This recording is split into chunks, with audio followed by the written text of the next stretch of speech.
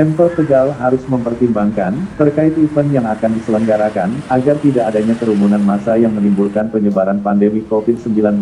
Hal tersebut dipaparkan langsung oleh salah satu fraksi PKS sekaligus anggota dari Komisi 1 DPRD Kota Tegal Haji Amiruddin saat wawancara eksklusif dengan wartawan harian Siber TV di ruangannya yang berada di gedung DPRD Kota Tegal. Hal tersebut dikarenakan merebaknya kembali pandemi COVID-19 di Kota Tegal. Pemkot Tegal pun harus lebih objektif dan tegas untuk memberikan informasi terkait kasus COVID-19.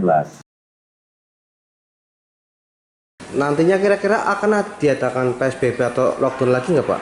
Ini kita belum tahu secara pastinya. Satu sisi mungkin dibutuhkan, tapi sisi yang kedua karena ini warga juga berharap ekonomi bisa mulai hidup kembali. Jadi ya jangan sampai mendolimi lah.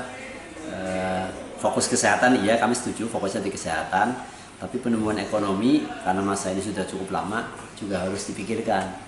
Berarti jalan tengahnya ekonomi masih bisa berjalan dengan lebih ketat menerapkan protokol kesehatan.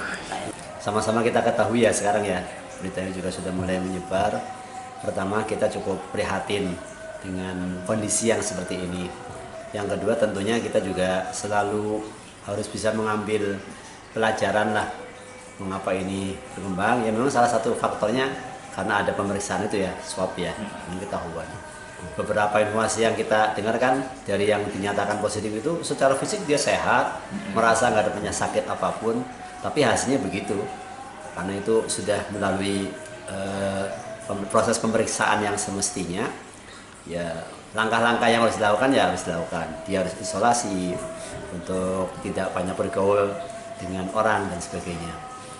Kemudian ini berarti secara otomatis Kota Tegal yang kemarin-kemarin cukup bertahan lama berada di zona hijau, ini istilahnya mungkin kalau perubahan dari hijau ya menjadi kuning lah ya, boleh jadi belum dianggap merah karena awalnya hijau, kemudian ini juga munculnya baru beberapa hari ini, ya kita anggap sekarang berada di zona kuning.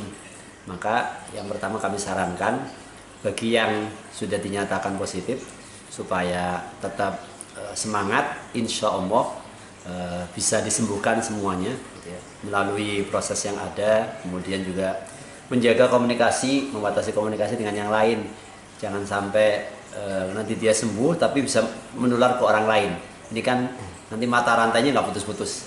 Yang sekarang sudah dinyatakan positif supaya mengisolasi diri, melakukan langkah-langkah yang semestinya dia lakukan, pengobatan dan sebagainya. Yang perlu dirawat, yang isolasi di rumah. Kemudian yang kedua, faktor yang menjadi sangat penting juga ini dari pemerintah, mudah-mudahan semakin bisa melakukan langkah-langkah antisipatif ya. Karena sebelum muncul kasus yang COVID ini cukup banyak, ada beberapa event yang akan dilakukan ya. Ini perlu dipertimbangkan. Yang di situ ada kerumunan massa, ada kedatangan orang dari beberapa wilayah yang berbeda, mungkin kota kabupaten sekitarnya pada datang ke situ, itu dipertimbangkan. Kalau bisa ya ditunda atau dibatasi atau bahkan dilakukan dengan cara yang lain, kegiatannya tetap tapi mungkin lewat online, lewat Zoom dan sebagainya. Ini supaya menjadi perhatian, kami dari fraksi PKS menekankan hal itu. Dari Tegal, Jawa Tengah, Riyanto Jayeng melaporkan.